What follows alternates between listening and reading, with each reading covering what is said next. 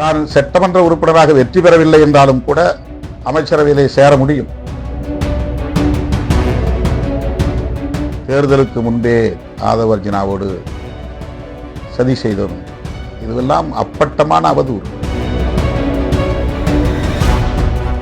நான் பேசிய அளவுக்கு கூட திமுகவோ அதிமுகவோ தமிழக வெற்றி கழகத்தை விமர்சித்து பேசவில்லை. நாங்கள் 2 தொகுதிகளில் வெற்றி பெற்றிருக்கிறோம் என்றால் அது திமுக கூட்டணியின் வெற்றி தான். விடுதலை சிறுத்தைகளின் வெற்றியாக இருந்தாலும் அது திமுக கூட்டணியின் வெற்றி தான். இப்போதும் பல பேர் திருச்சி கிழக்கிலே திருமாவளவன் போட்டியா என்றெல்லாம் பேசிக் கொண்டிருக்கிறார்கள். 100 விழுக்காடு நான் சொல்லுகிறேன், நான் எந்த இடைத்தேர்தலிலும் போட்டியிட மாட்டேன். நமக்கு அறிவுரை சொல்லுகிறார்கள். தேர்தலுக்கு முன்பே ஆதவ் அர்ஜுனாவோடு சதி செய்தோம் என்று. இதுவெல்லாம் அப்பட்டமான அவதூறு. கரூர் துயரம் என்னால் தாங்க முடியவில்லை என்பதனால் மனிதநேய அடிப்படையில் என்ன நடந்தது என்பதை அறிந்து கொள்வதற்காக என்னுடைய உதவியாளரை ஆதவ் அர்ஜுனாவோடு தொடர்பு கொள்ளச் சொன்னேன். 1 நிமிடம் பேசியிருப்பேன். என்ன நடந்தது என்று விசாரித்தேன். இது ஒரு விபத்து, அப்படித்தான் இதை நீங்கள் பார்க்க வேண்டும், இதை அரசியலாக்க வேண்டாம், தைரியமாக இருங்கள் என்று மட்டும்தான், விஜயிடம் சொல்லுங்கள் என்று மட்டும்தான் சொன்னேன்.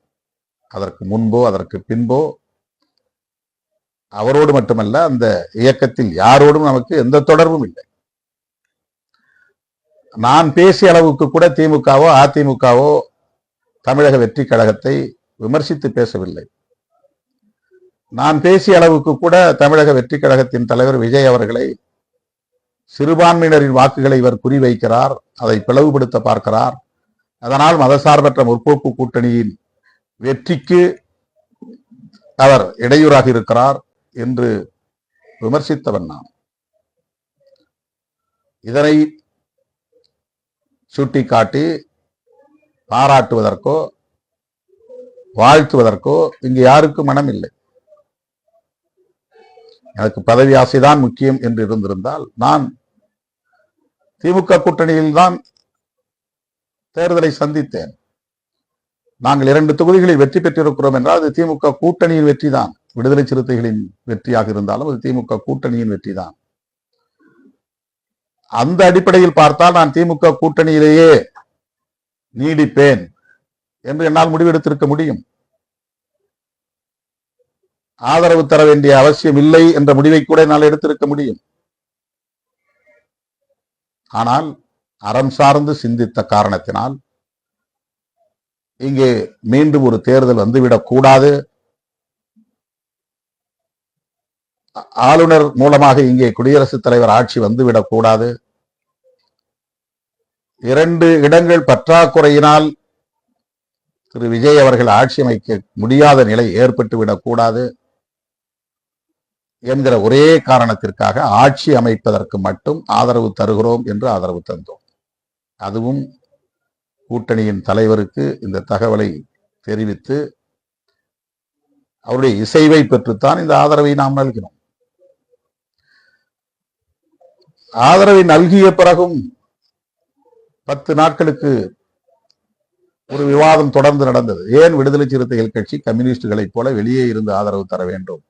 இது எளியவர்களுக்கான கட்சி, விளிம்புநிலை மக்களுக்கான கட்சி, அதிகார தேடலுக்கான ஒரு கட்சி. எப்போதாவது கிடைக்கிற இந்த வாய்ப்பை ஏன் அவர்கள் பயன்படுத்திக் கொள்ளக்கூடாது என்று விமர்சனங்கள் வந்தன. ஏன் இடதுசாரி கட்சி தலைவர்களே, தோழர் வீரபாண்டியன், தோழர் சண்முகம் போன்றவர்களை கூட விடுதலை சிறுத்தைகள் கட்சி அமைச்சரவையிலே இடம்பெறுவது ஏற்புடையதுதான், அவர்கள் இடம்பெறுவதிலே எங்களுக்கு மகிழ்ச்சி தான் என்று வெளிப்படையாக சொன்னார்கள். அதன் பின்னர் தான் நான் ஒரு முடிவுக்கு வந்தேன். முக்கியமான ஒரு காரணத்தால். என்ன காரணம் என்றால், அமைச்சரவையில் இடம்பெறுவது என்ற முடிவெடுத்தால் அந்த வாய்ப்பு இப்போது வெற்றி பெற்றிருக்கிற 2 பேரில் மூத்த பொறுப்பாளராக இருக்கிற வன்னியரசுக்கு கிடைக்கிற வாய்ப்பு.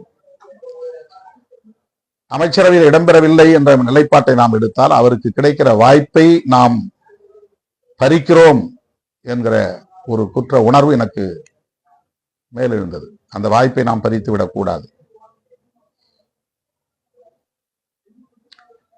தான் சட்டமன்ற உறுப்பினராக வெற்றி பெறவில்லை என்றாலும் கூட அமைச்சரவையிலே சேர முடியும். தாவேக தரப்பிலிருந்தும் அவ்வாறு அழைப்பு விடுக்கப்பட்டது. நம்முடைய கட்சியின் முன்னணி தோழர்களும் அதை வலியுறுத்தினார்கள். நல்ல பொறுப்பை எடுத்துக்கொள்ள முடியும். அதன் பிறகு திருச்சி கிழக்கில் கூட நீங்கள் போட்டியிட முடியும் என்றெல்லாம் கருத்துக்கள் சொல்லப்பட்டன. பதவி ஆசை இருந்திருந்தால் உடனடியாக அதற்கு நான் செய்து தந்திருக்க முடியும், இணங்கி இருக்க முடியும். தொடக்கத்திலிருந்து நான் சொன்னேன், கட்சியே அமைச்சரவையில் இடம்பெறாது என்ற முடிவெடுத்த நிலையில் பிறகு இடம்பெறுவது என்று வந்தால் நான் அதற்கு இணங்க மாட்டேன் என்பதை உறுதிபட சொன்னேன்.